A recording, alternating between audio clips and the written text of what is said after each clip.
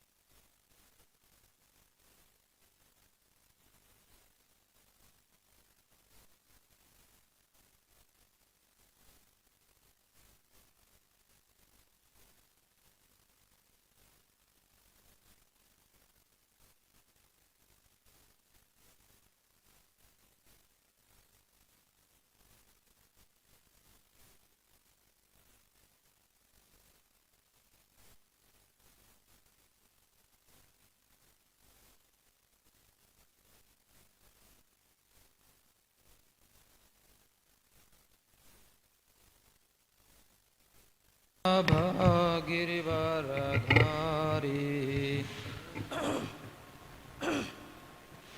कुंज विहारी गोपीजनवल्लभ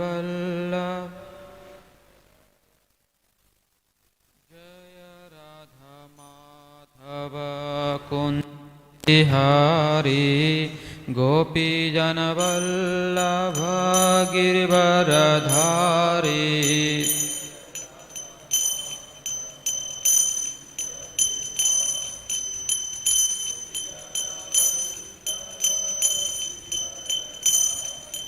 जय राधा माधव कुंज विहारी गोपीजनवल्लभ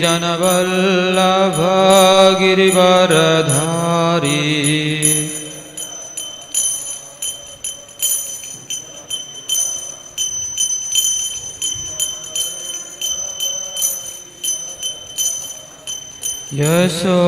यशोदनन्दन व्रजजनरञ्जन जमुनतीरवनचारी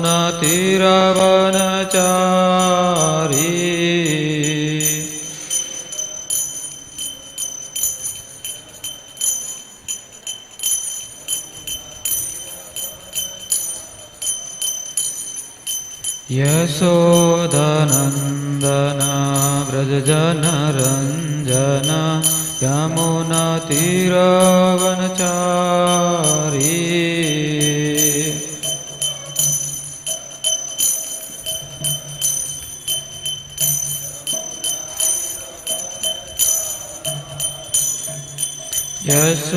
यशोदनन्दन व्रजजनरञ्जन यमुनातीरवनचारी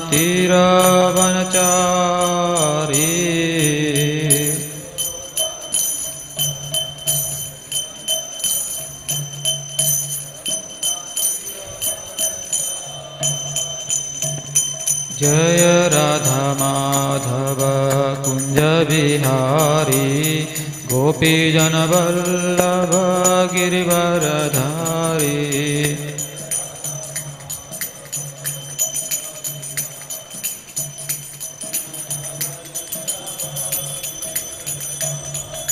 जय राधा माधव कुंज बिहारी गोपीजन वल्लभ गिरिवरधारी।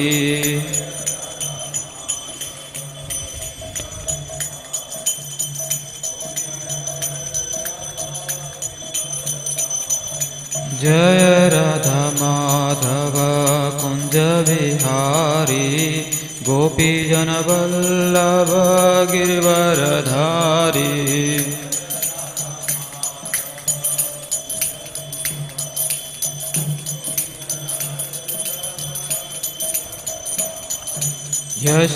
यशोदनन्दन व्रज जनरञ्जन यमुना तीरवनचारी।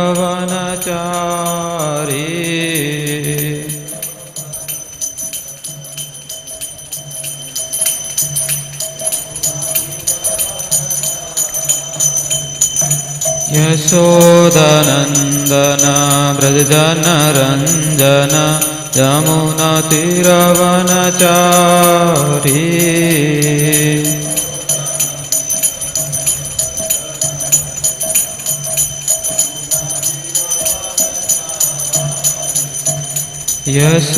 यशोदनन्दन व्रज जनरञ्जन यमुना तीरवनचारी।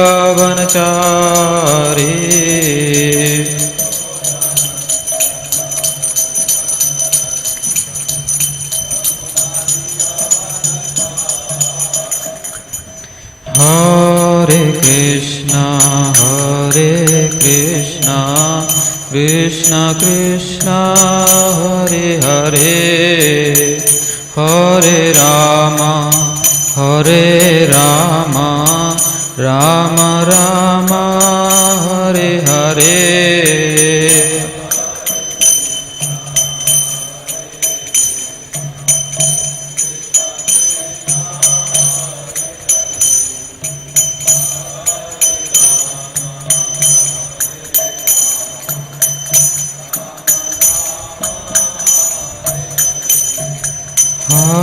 हरे कृष्णा कृष्ण कृष्ण हरे हरे हरे राम राम राम हरे हरे।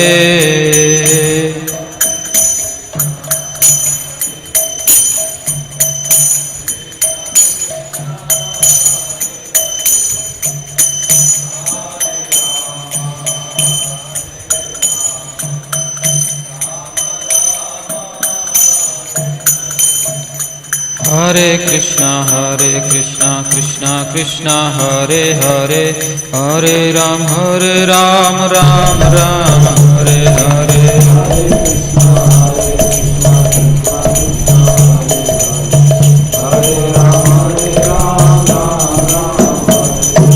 हरे कृष्णा कृष्णा कृष्ण हरे हरे हरे राम राम राम हरे हरे।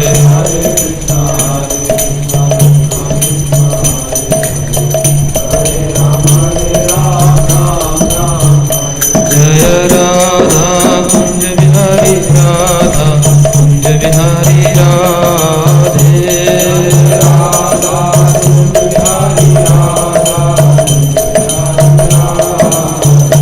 जय गौरानिताय गौरानिताय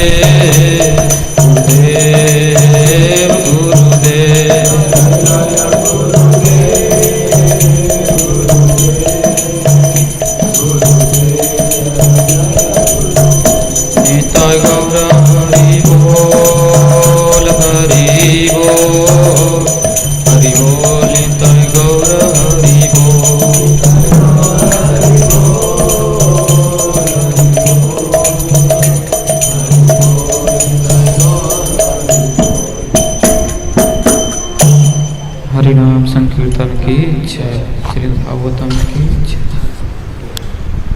ओम नमो भगवते वासुदेवाय। ओम नमो भगवते वासुदेवाय। ओम नमो भगवते वासुदेवाय। नारायणं नमस्कृत्य नरं चैव नरोत्तमं देवीं सरस्वतीं व्यासं ततो जयमुदीरयेत्। नष्टप्रायेषु भद्रेषु नित्यं भागवत सेवया भगवति उत्तमश्लोके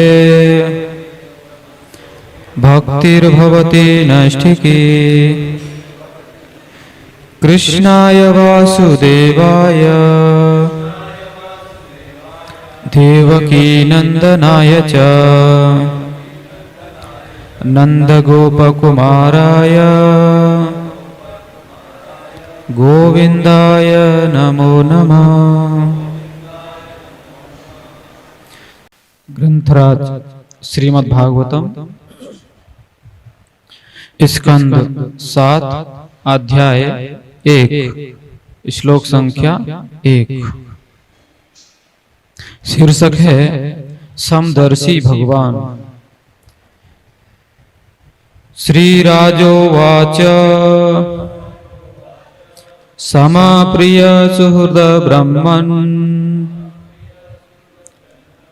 भूतानां भगवान् स्वयं इंद्रस्यार्थे कथं दैत्यान् वधीद्विषमो यथा। समाप्रिय सुहृद ब्रह्मन् भूतानां भगवान् स्वयं इंद्रस्यार्थे कथं दैत्यान् अवधीत विषम यथा। श्रीराजोवाच समाप्रिय सुहृद ब्रह्मन् भूतानां भगवान् स्वयं इंद्रस्यार्थे कथं दैत्यान् अवधीत विषमो यथा।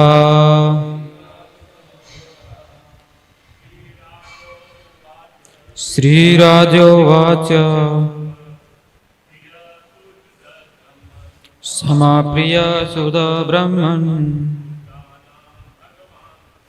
भूतानां भगवान् स्वयं इंद्रस्यार्थे कथं दैत्यान् अवधीद्विषमो यथा। श्रीराजोवाच समाप्रिय सुहृद ब्रह्मन् भूतानां भगवान् इंद्रस्यार्थे कथं दैत्यान् अवधीत्वद्विषमो यथा।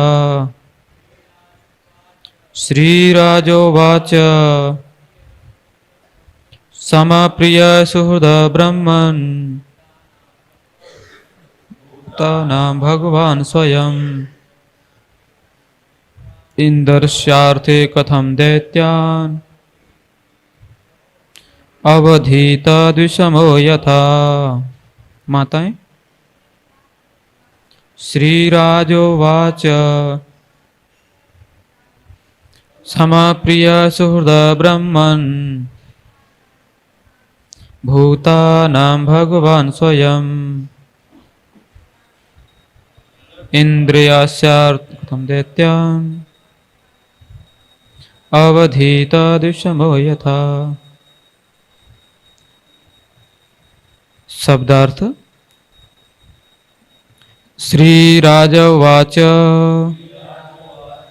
महाराज परीक्षित ने कहा, समः समान, प्रियः प्रिय, सुहृद मित्र, ब्राह्मण हे ब्राह्मण, श्री सुखदेव, भूतानां समस्त जीवों के भगवान परमेश्वर श्री विष्णु स्वयं स्वयं इंद्रस्य इंद्र के अर्थे लाभ हेतु कथम कैसे दैत्यान असुरों को अवधीत मारा, विषमः पक्षपात यथा मानो।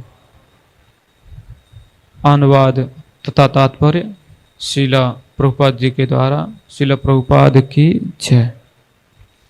राजा परीक्षित ने पूछा, हे ब्राह्मण, पूर्ण पुरुषोत्तम भगवान श्री विष्णु सबके शुभ चिंतक होने के कारण प्रत्येक को समान रूप से अत्यधिक प्रिय हैं, तो फिर उन्होंने किस प्रकार एक साधारण मनुष्य की भांति इंद्र का पक्ष लिया और उसके शत्रुओं का वध किया।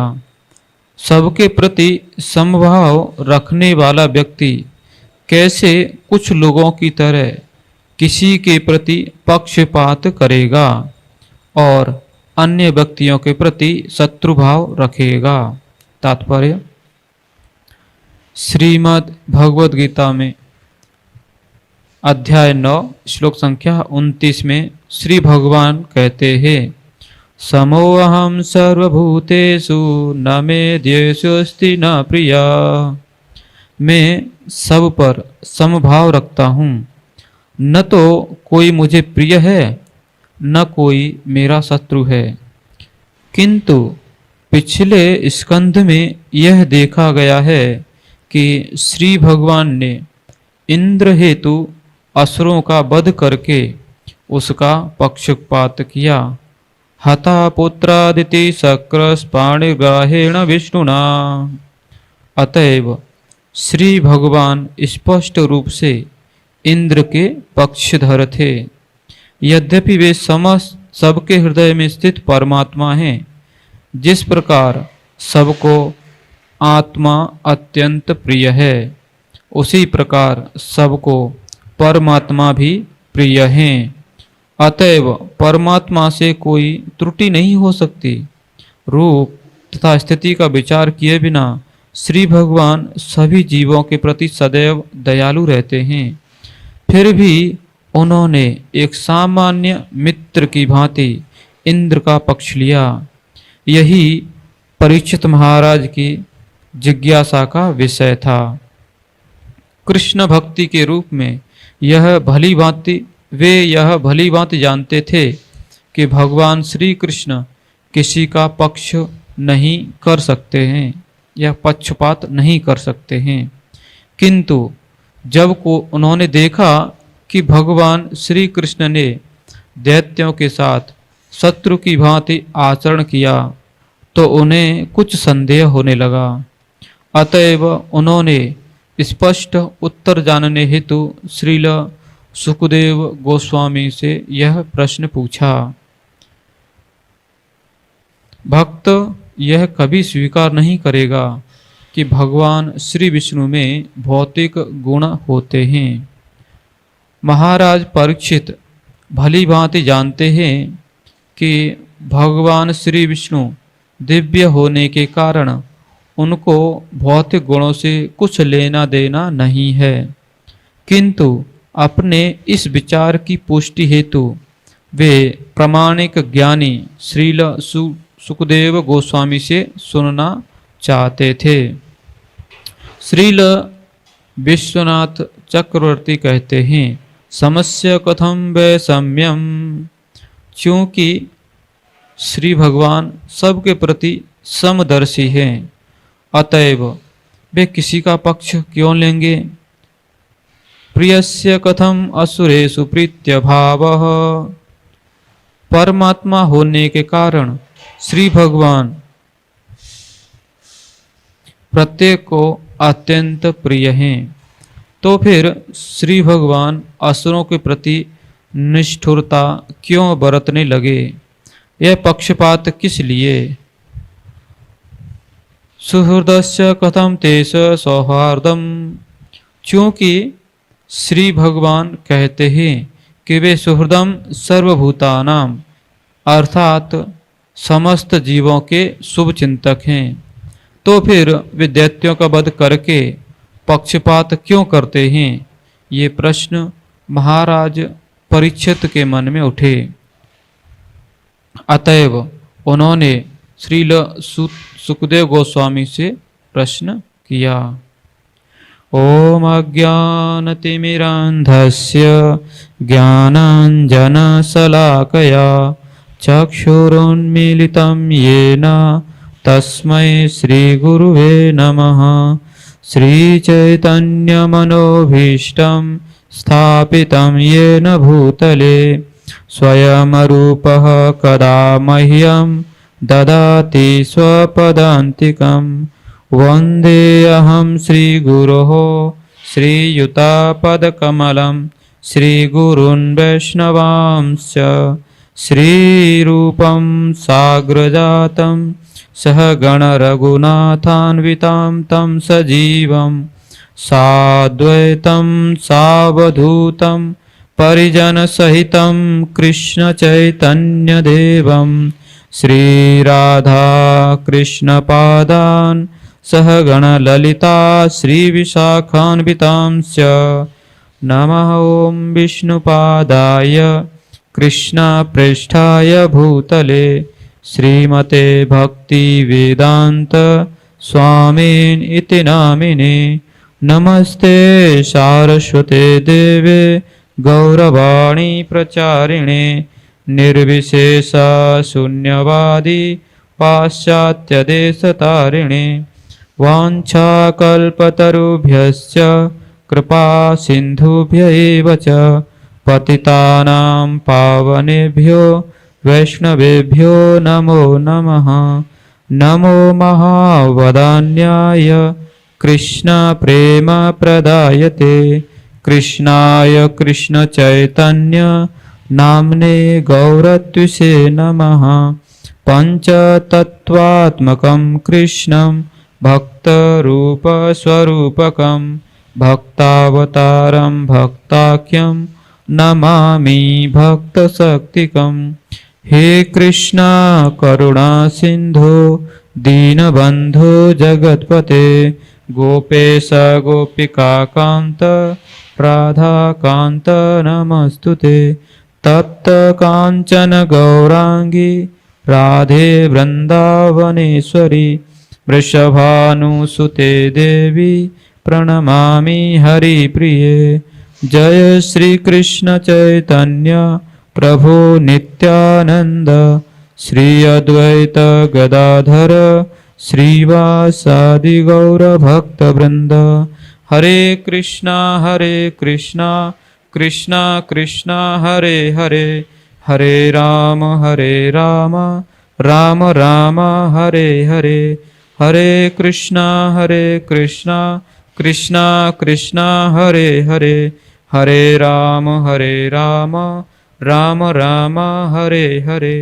हरे कृष्णा कृष्णा कृष्णा हरे हरे हरे राम राम राम हरे हरे।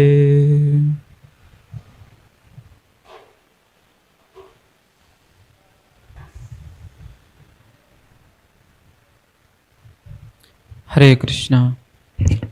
तो उपस्थित सभी भक्तों का हार्दिक स्वागत है इस ब्रह्म भागवतम क्लास में। और हम सबसे आशीर्वाद की याचना करते हैं कि जिससे हम भागवत पर कुछ बोल सकें। अपनी पात्रता तो कुछ है नहीं, फिर भी क्योंकि वैष्णव का आदेश है, उनकी आज्ञा है, तो हमें पालन करने का इच्छा है तो करेंगे। और सही शब्द उच्चारण हो और सही उद्देश्य उसका प्रकट हो, इसलिए आप प्रार्थना कीजिए। हरे कृष्णा।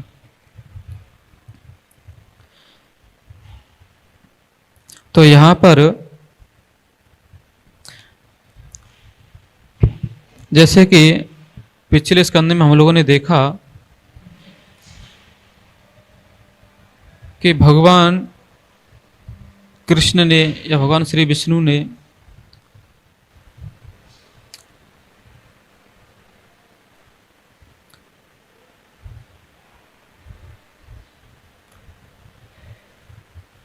हिरण्याक्ष और हिरण्यकशिपु का वध हुआ। ये दुख किसको, ये दुख था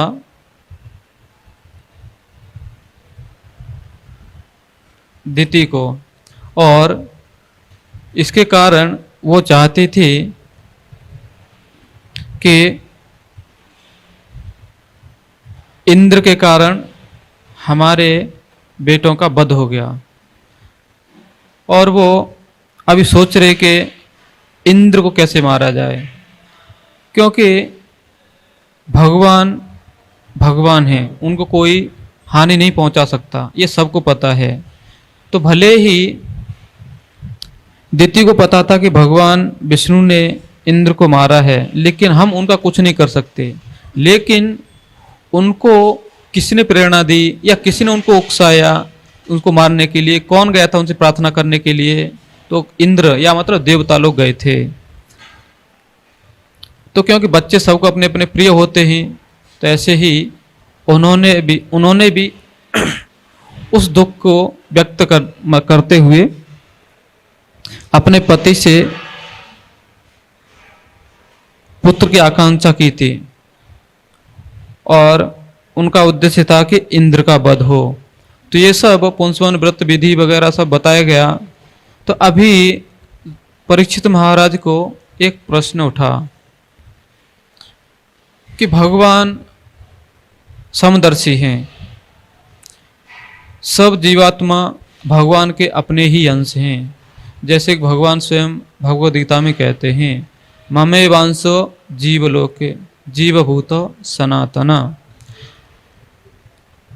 तो फिर उन्होंने क्यों हमारे ही पुत्रों को या फिर दिति के पुत्रों को, या देखेंगे तो असुर जाति को दंड क्यों देते हैं, उनको ही क्यों मारते हैं, देवताओं को क्यों नहीं मारते या उनको हानि क्यों नहीं पहुंचाते? मतलब वो भी पक्षपात करते हैं, अपना और पराया। जैसे कि इस भौतिक जगत में है, भगवान में भी हो सकता है। तो इस शंका के कारण या ये संशय हुआ उनको, तो उन्होंने अपने गुरु या वहाँ पर जो विद्वान ऋषि हैं सुखदेव गोस्वामी, उनसे पूछा। तो अभी जैसे देखते हैं कि इसमें अगर इस दुनिया में भी किसी के अपने बेटे रहते हैं, 2-3 हैं, तो उनमें से हो सकता है कोई बहुत अच्छा होगा, नम्र होगा, सदाचारी होगा, लेकिन कुछ इसके विरुद्ध भी होते हैं, और जो हमेशा ही जो अच्छा है, सदाचारी है, उसको मतलब उसको तकलीफ देते रहते हैं। तो यही भाव था भगवान का, क्योंकि भगवान ने, या बोलेंगे तो श्री ब्रह्मा जी के द्वारा उन्होंने देवताओं को स्थान और मनुष्यों का, दैत्यों का, सबका ही स्थान निश्चित कर दिया गया है। जय श्री श्री राधा कुंज बिहारी भगवान की, जय श्री श्री गौरताई भगवान की, श्रील प्रभुपाद।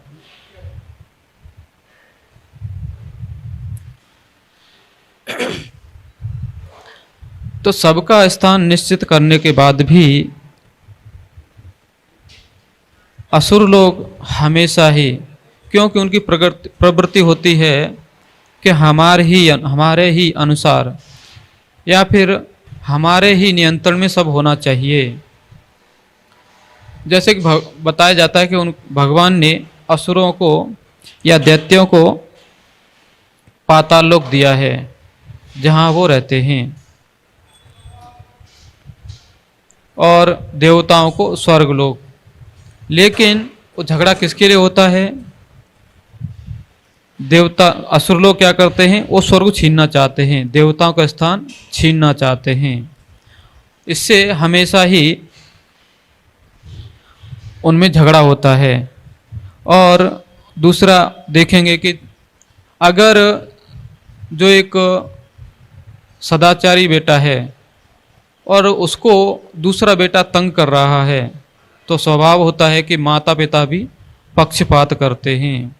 और भी देखेंगे तो उसमें भी जो छोटा बेटा होता है, जो अभी ठीक से अपने हाथ से खा पी नहीं सकता है, तो हम लोग देखते हैं कि माता पिता उसको स्वयं अपने पास बुला के खिलाते हैं, अपने हाथों से भी खिलाते हैं। लेकिन जो थोड़ा बड़ा हो गया है और ऐसा है जो अभी खा सकता है अपने हाथ से, तो उसको ज़्यादा केयर नहीं करते, उसको बोल देते ठीक है अपना प्लेट लेके आओ, और प्लेट लगा के उसको बोलते खाओ अभी। तो इसमें पक्षपात नहीं कह सकते, क्योंकि ये स्वाभाविक है, उसको अपने हाथ से खाना चाहिए। लेकिन जो नहीं खा सकता है या कुछ तकलीफ है, या समझो कभी कभी क्या होता है कि बड़ा बेटा बीमार पड़ जाता है, तो उसका स्वास्थ्य ठीक नहीं है और कभी कभी उसकी मानसिक स्थिति भी ठीक नहीं होती है, तो माता पिता उस पर भी, छोटे को छोड़ के उस पर ज़्यादा फिर केयर करते हैं।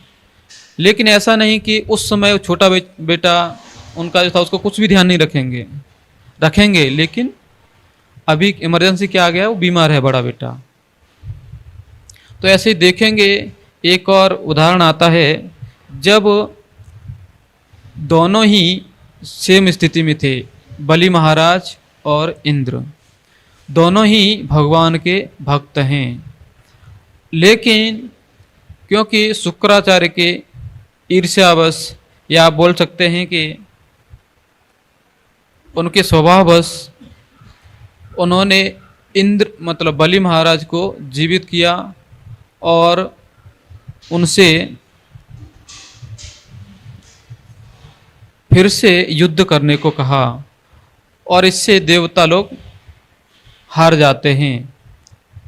और जैसे कि हर समय की तरह, क्योंकि देवताओं को पता है कि सबके ऊपर भगवान हैं, उनसे प्रार्थना करते हैं और कहते हैं कि आपने जो हमें स्थान दिया था हमारा, वो दैत्यों ने ले लिया है, हमें स्थान वापस दिलाइए। भगवान विचार करते हैं कि अभी, क्योंकि बलि महाराज भक्त है, उससे स्थान कैसे लिया जाए, उसको स्वर्ग से कैसे निकाला जाए। अभी सेम परिस्थिति होती है, जैसे कि घर में छोटा बेटा है, उसको केयर छोड़ नहीं सकते, और बड़ा बेटा भी बीमार है, उसका भी केयर करना पड़ेगा। तो ऐसा उस समय क्या होता है कि माता पिता को अपना जो समय था या फिर अपनी सुख सुविधाओं को उसमें भूल करके दोनों बेटों को समय देते हैं वो लोग। तो ऐसे ही भगवान भी थोड़ा विचार करते हैं कि कैसे करना चाहिए, क्योंकि फिर से वही बोलेंगे जो अभी बोल रहे हैं यहाँ पर, कि कुछ लोग बोलेंगे कि भगवान पक्षपात करते हैं। अभी बोलेंगे कि बलि महाराज तो क्या था, एक सदाचारी था, अच्छा था, फिर भी उसको क्यों मारा, तो उसको मार भी नहीं सकते। और दूसरा था क्योंकि वो प्रहलाद महाराज के वंश में था, तो भगवान की मजबूरी थी कि वो मार नहीं सकते थे, चाह कर भी मार नहीं सकते, क्योंकि भगवान मतलब भक्त के वंश में है। तो ये लाभ होता है, अगर कोई घर में या परिवार में भक्त बनता है, तो ये उसके परिवार वालों को या फिर आने वाली पीढ़ियों को भी स्वतः लाभ प्राप्त होता है। तो उस समय भगवान भी विचार करते हैं और उपाय निकालते हैं कि हम क्या करेंगे। माता अदिति के गर्भ से जन्म लेंगे। और भगवान उस समय वामन देव का अवतार लेते हैं, और जिनका दूसरा नाम उपेंद्र भी है। उपेंद्र मतलब इंद्र का छोटा भाई। तो अपने बड़े भाई के लिए छोटा भाई कुछ भी कर सकता है, उसमें कोई दोष नहीं माने जाएगा। तो भगवान भी बलि महाराज के पास जाके, और जहाँ पर वो यज्ञ करते रहते हैं वहाँ जाते हैं, और उनको देख के सब जो ब्राह्मण लोग थे या फिर बलि महाराज स्वयं थे या और भी लोग थे, बहुत ही आश्चर्यचकित हो जाते हैं कि इतना तेजस्वी ब्राह्मण कहाँ था। अभी हमने मतलब इसको निमंत्रण क्यों नहीं दिया, चलो चल के आ गया तो क्या करते, स्वागत करते हैं इसका। जब ये सब देखते तो शुक्राचार्य को समझ में आता है कि ये व्यक्ति अभी तक मैं कभी नहीं देखा, कभी सुना भी नहीं इसको, फिर ये आया कहाँ से। कुछ तो इस दुनिया से अलग है, ये मतलब दिव्य है। अब दिव्य शब्द आएगा तो इसमें भगवान का हस्तक्षेप होना चाहिए। तो इस प्रकार उनको समझ में आता है कि ये भगवान का ही कुछ लीला होगी। और उनको तो पहले से ही पता था कि अभी इंद्र अपने घर में नहीं है, क्योंकि स्वर्ग हमारे हाथ में है। तो जरूर ही वो भगवान विष्णु के पास जाएंगे और वहाँ से कुछ न कुछ वो करवाएंगे उनके हाथ से। तो अभी वो बोलते हैं, विचार करते हैं कि हो न हो ये अवश्य ही श्री विष्णु ही होंगे। इधर जब बलि महाराज देखते हैं कि हमारा जो अतिथि है वो बहुत ही सुंदर और एक मतलब पात्रता पूर्वक ब्राह्मण है, वो दान वगैरह लेने के योग्य है, तो स्वयं उठ के आते हैं, उनसे पूछते हैं कि आपको क्या चाहिए। तो जैसे सबको पता है वो बताते हैं कि हमें सिर्फ 3 पग भूमि दे दीजिए। और बाद में ले भी लेते हैं, लेकिन शुक्राचार्य को पता चलता है कि ये कोई साधारण ब्राह्मण नहीं है, तो रोकने का प्रयास भी करते हैं कि आप रुक जाइए, अभी मत दीजिए। लेकिन बलि महाराज बहुत ही दानी थे, और क्योंकि वो भक्त के परिवार में जन्मे थे तो उनका स्वभाव ही था ब्राह्मणों का या वैष्णवों का आदर करना। तो भले ही जैसा बताया जाता है कि गुरु की आज्ञा का कभी उल्लंघन नहीं करना चाहिए, लेकिन यहाँ पर स्वयं भगवान आए हैं। और बलि महाराज बताते भी हैं कि ये सब आपने हमें बताया है कि जो दुनिया में जो भी सब कुछ है वो उस भगवान श्री विष्णु का ही है, उनसे ही उगम हुआ है इसका। फिर अगर वो परम भगवान स्वयं हमसे कुछ मांगने आए हैं तो हम क्यों न दें उनको। अगर हम ऐसे नहीं देंगे तो हमसे छीन भी सकते हैं, उनको कौन रोक सकता है। लेकिन अगर हम दान देंगे तो हमारा ही कीर्ति बढ़ेगा कि भगवान को हमने दान दिया। इस प्रकार वो मानते नहीं है, वो संकल्प करने के लिए पानी लेना चाहते हैं। तो जैसे वो पात्र था उसमें एक छोटा सा पाइप जैसा था, जैसे मतलब एक पहले के लोग यूज करते थे, अभी भी जहाँ पर भगवान को जब भोगा निकालते समय हाथ और मुंह धुलाने के लिए उपयोग करते, ऐसा एक बर्तन था। तो उसमें वो पानी ऐसा छोड़ते हैं, क्योंकि अगर आप गिलास से पानी लेंगे तो कई बार आप देखेंगे लेने से पानी इधर गिरेगा जबकि आपको इधर लेना है। तो स्वभाव से उसमें एक इधर से एक छोटा सा पाइप आता है और वो उधर से जितना चाहिए उतना ही पानी आपको मिलता है। तो लेकिन अभी शुक्राचार्य के मन में नहीं था कि इसका कुछ अहित हो भौतिक दृष्टि से, क्योंकि उनको पता था कि अभी हमारा सब चला जाएगा, मतलब तथाकथित, क्योंकि उनका तो था नहीं, वो स्वर्ग क्या उनका था नहीं था, लेकिन उन्होंने छीन लिया था। लेकिन जैसा कि स्वभाव से सब लोग वही सोचते हैं और फिर बाद में भगवान को कोसते हैं कि हे भगवान ऐसा क्यों किया, हमने इतना मेहनत किया था फिर भी ऐसा क्यों हो गया। जैसे एक हमने कहानी सुनी थी, एक व्यक्ति था, किसान था वो, और उसके पास एक साधु आया और बोला,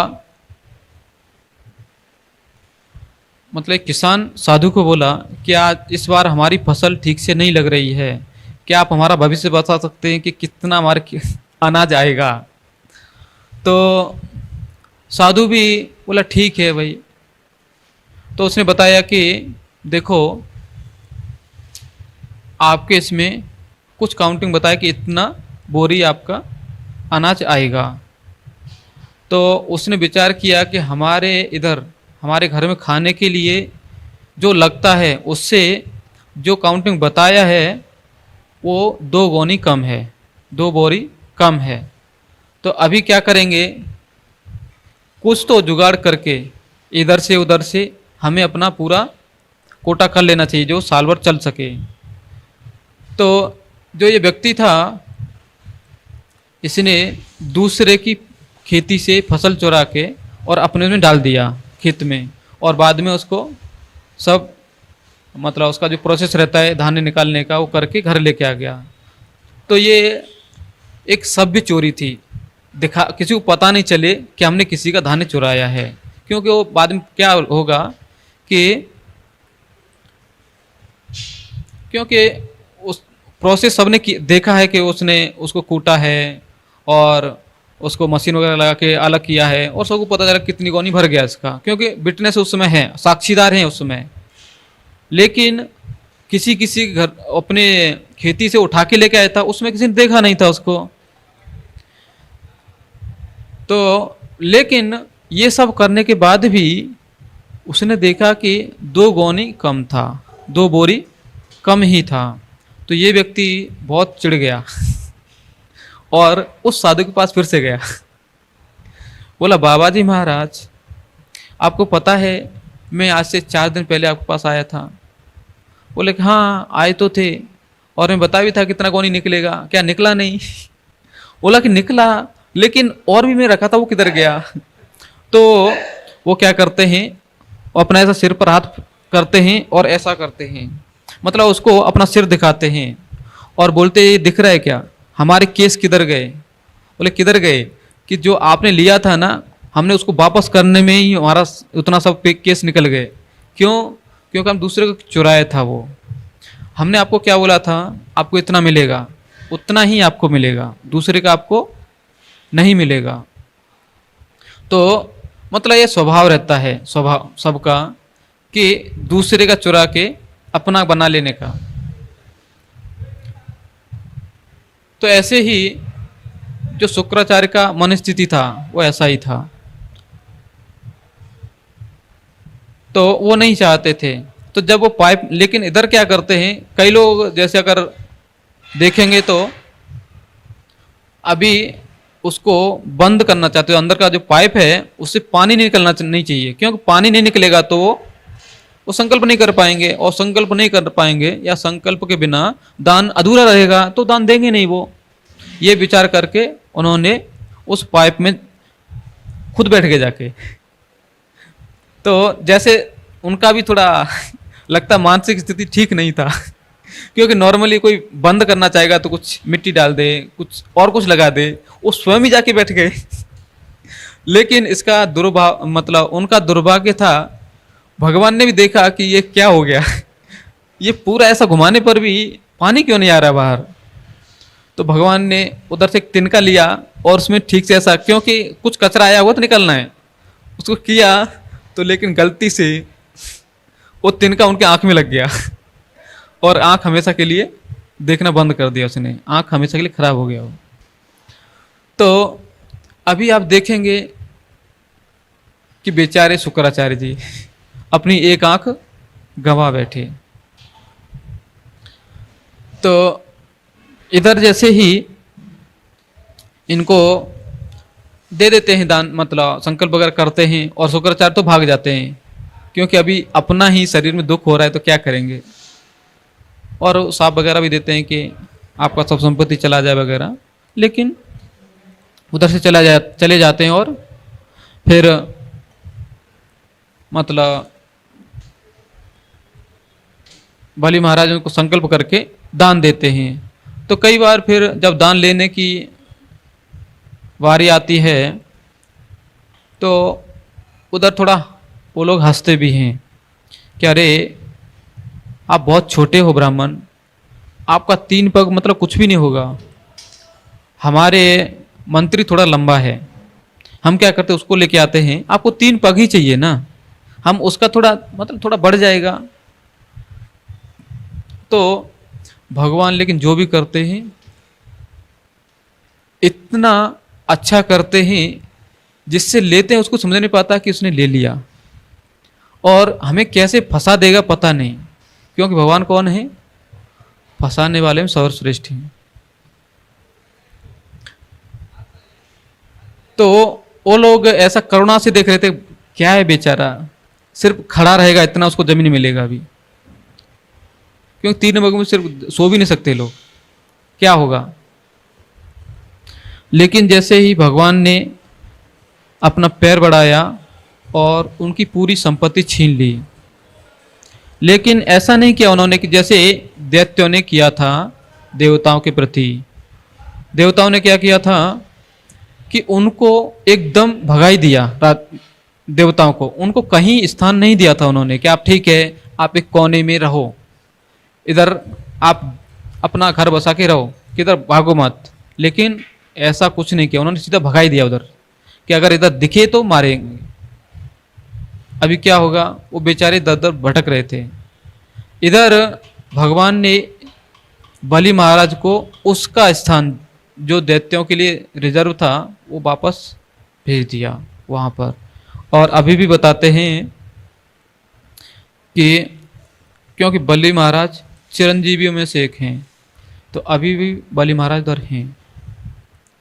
और ऐसा ही नहीं, क्योंकि उनका जैसे भगवान का प्रिय है, या दूसरा कहें तो प्रहलाद महाराज का ही अपना वंशज है, तो भगवान को प्रहलाद महाराज प्रिय थे, इसीलिए वो स्वयं आते हैं बलि महाराज के पास। क्योंकि ऐसा कई बार देखा जाता है कि अगर कोई किसी को हरा देता है और जब फिर से वो जीतने के बाद या उसको शक्ति प्राप्त होने के बाद वो फिर से आक्रमण करता ही है। तो ऐसे जैसे देखेंगे आप कि इतिहास में भी पृथ्वीराज चौहान मोहम्मद गौरी का युद्ध था, या फिर और भी कई एक युद्ध हुए हैं, जरासंध और भगवान कृष्ण के साथ युद्ध था। इसमें क्या था कि वो लोग बार बार लड़ाई करते थे। तो इसमें भगवान को थोड़ा सा ऐसा लगता है, शंका हुआ कि अभी इंद्र को शक्ति प्राप्त हुई है, अभी क्या करेगा वो, इनको इधर से भगाने आएगा। तो इसके लिए भगवान स्वयं फिर वहाँ पर द्वारपाल के रूप में रुक जाते हैं। तो ये अभी इसमें देखेंगे तो भगवान ने कुछ भी पक्षपात नहीं किया, लेकिन पक्षपात भी किया। तो इसको आप देखेंगे तो जैसे अपना सिद्धांति अचिंत्य भेदाभेद है। हरे कृष्णा कृष्णा कृष्णा हरे हरे, हरे राम राम राम हरे हरे। ठीक है, वैसे बोलने को तो बहुत कुछ है, लेकिन अपना समय इतना ही था। तो अगर किसी को कुछ प्रश्न वगैरह है तो हो सकता है तो पूछिए, नहीं तो हम लोग इधर विराम देंगे। हरे कृष्ण। ग्रंथराज भागवतम की जय। शिल प्रभुपाद की जय।